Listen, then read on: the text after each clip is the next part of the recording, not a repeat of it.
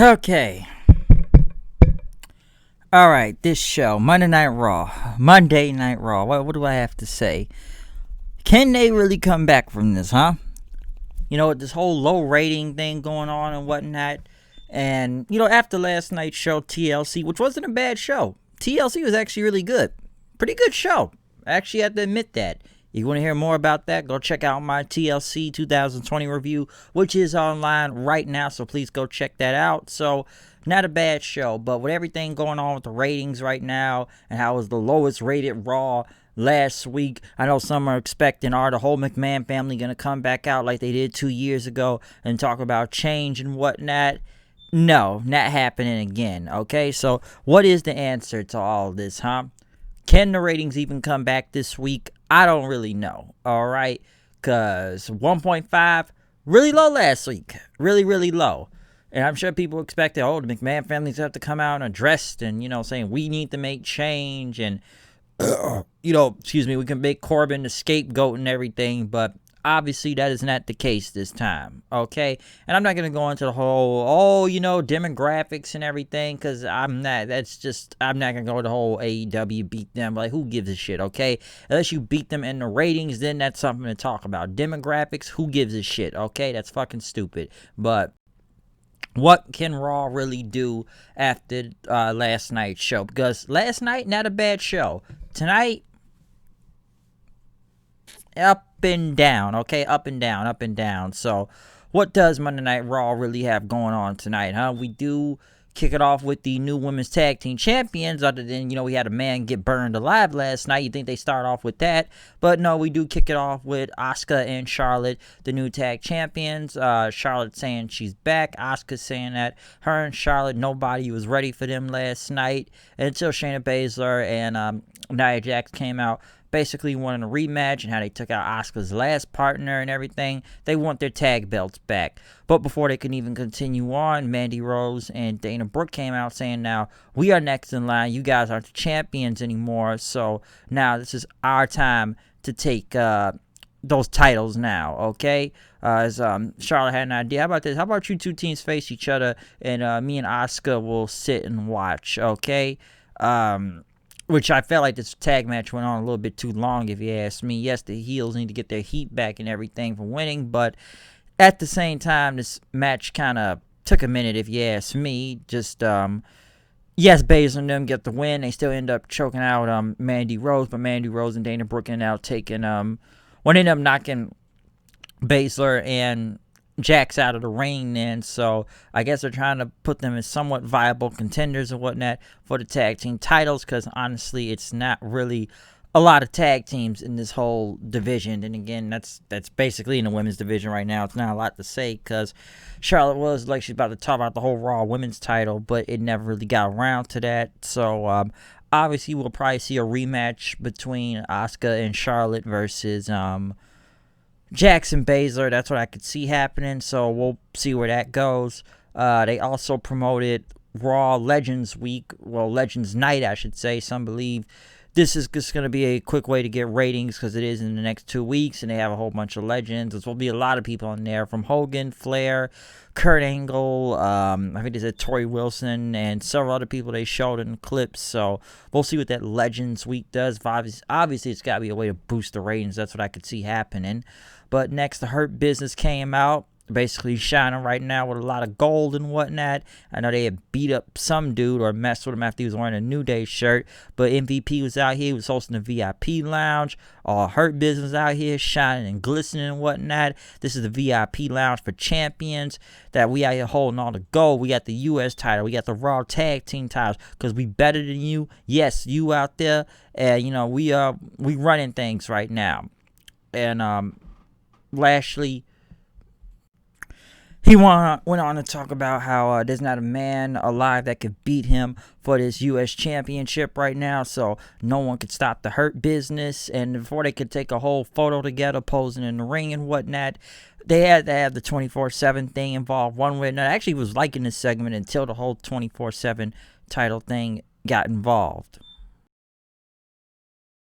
And of course, the usual suspects have to chase after truth as usual, even around the Christmas tree. So they have to get this 24/7 thing, one thing involved, one way or another, I should say.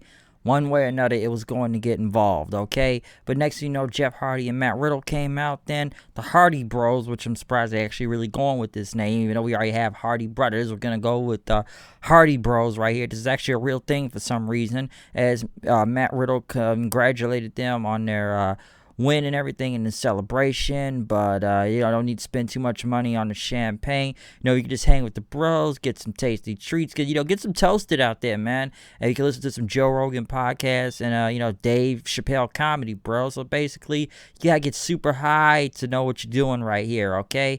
But MVP said, I don't know what you're talking about. Hardy says, there's more important things than status or money, and he would rather die full of pride than a life of greed and whatnot.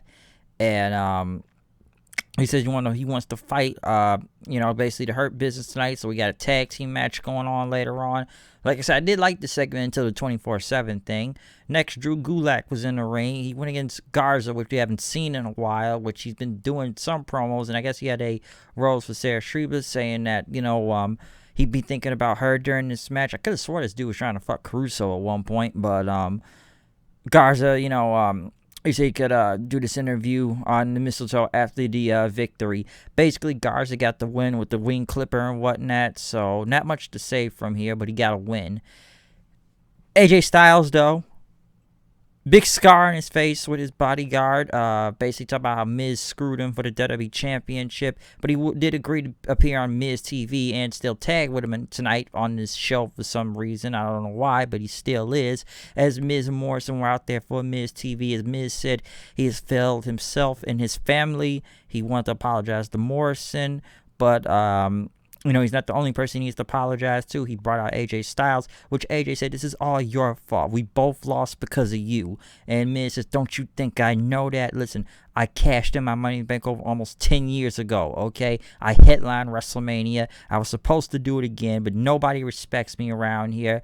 And, this would have been the right time, okay? So everybody would respect me then. But we were both robbed at TLC. So listen, it's the holiday season. It's for giving and giving and whatnot. So I have a holiday gift for you. Basically, you could be my next co-star in The Marine. Which, why do they keep greenlighting these movies for? I have no idea why they keep making more of these Marine movies.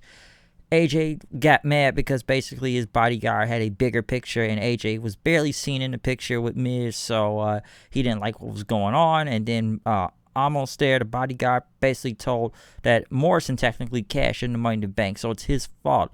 As Morrison would said, Styles was going to lose anyway, and next everybody started arguing, and basically Miz says he's had an epiphany now.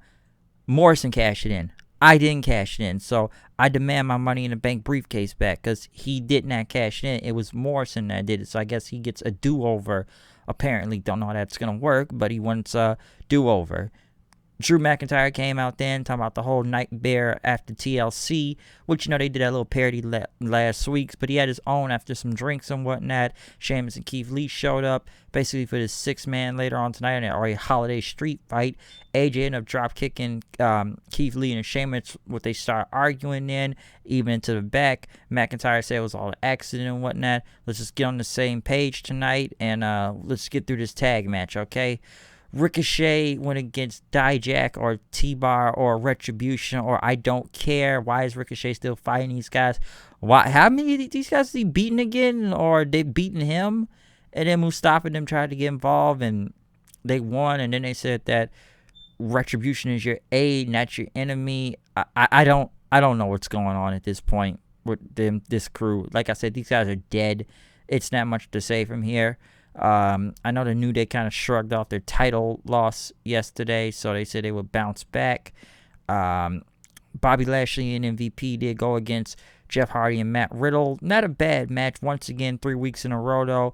Bobby Lashley has put the Hurt Lock into Jeff Hardy for the submission win, so that's 3 in a row now that Lashley is taking out Jeff Hardy. I don't know where that's going, but he was taken out again by him, okay?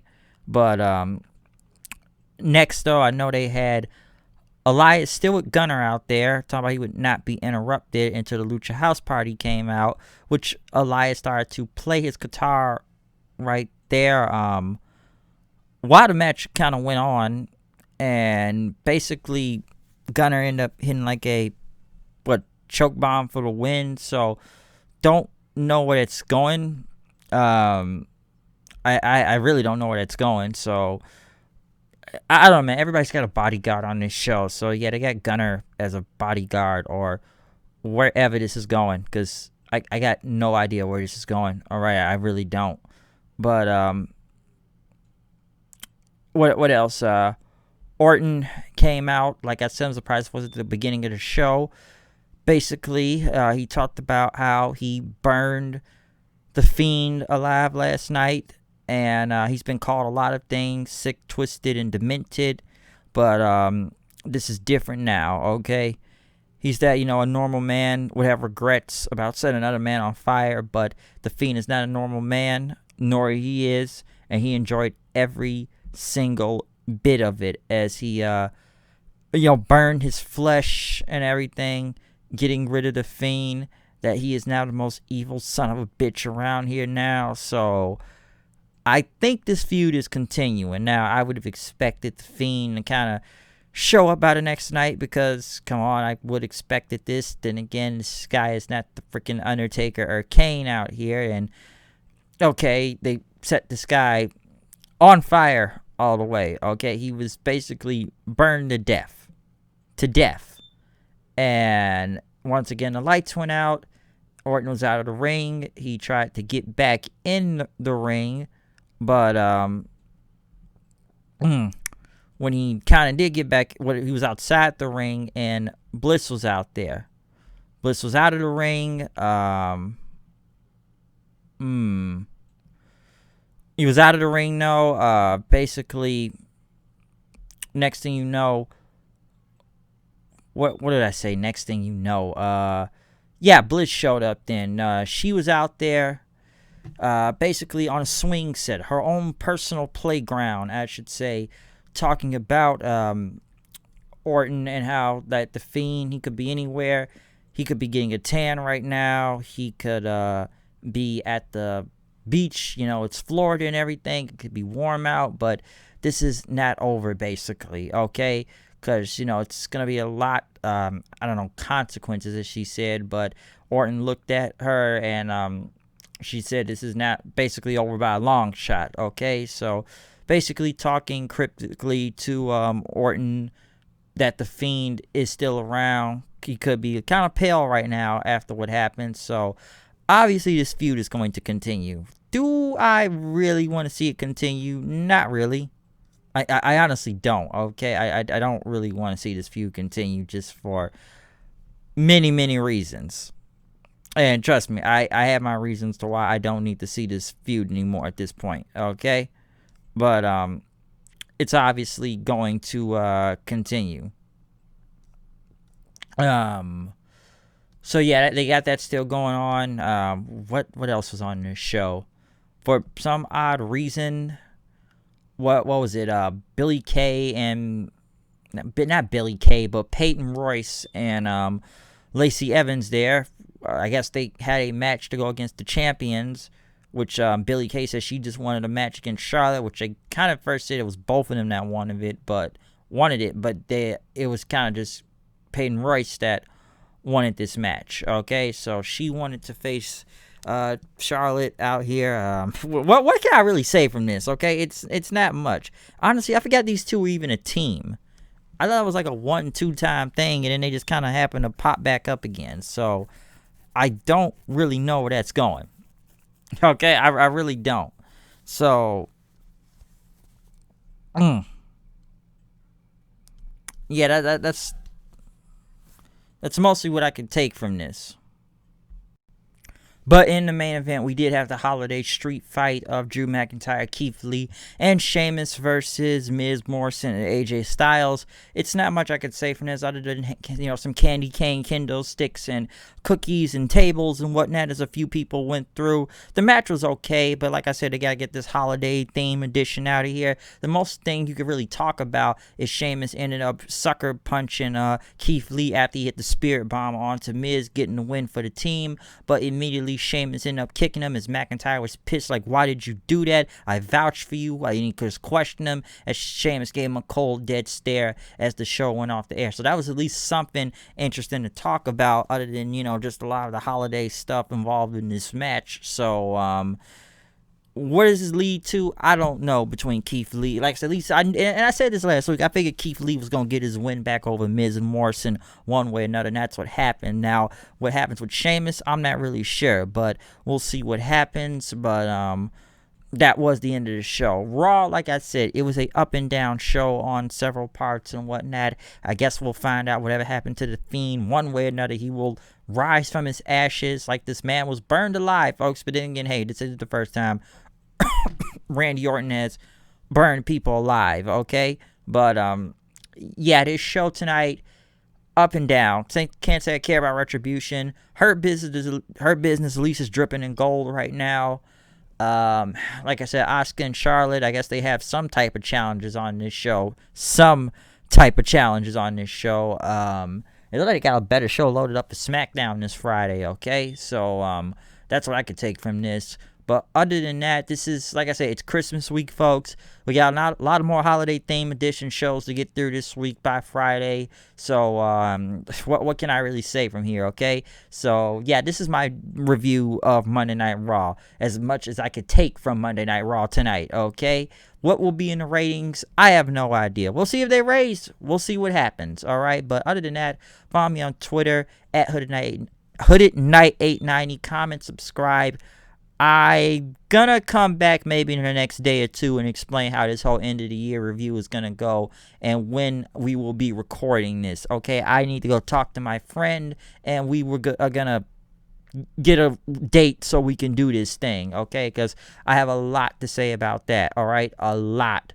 But yeah, that's all I can really have to say. Other than that, I will be back Wednesday. There is no Impact Wrestling review tomorrow night, like I said before. They're best of shows, so I have no reason to review the next 2 weeks of Impact, okay? But other than that, happy holidays to everybody out there, and I will see you on Wednesday night for NXT and AEW. So see you guys later. I'm out of here. Peace.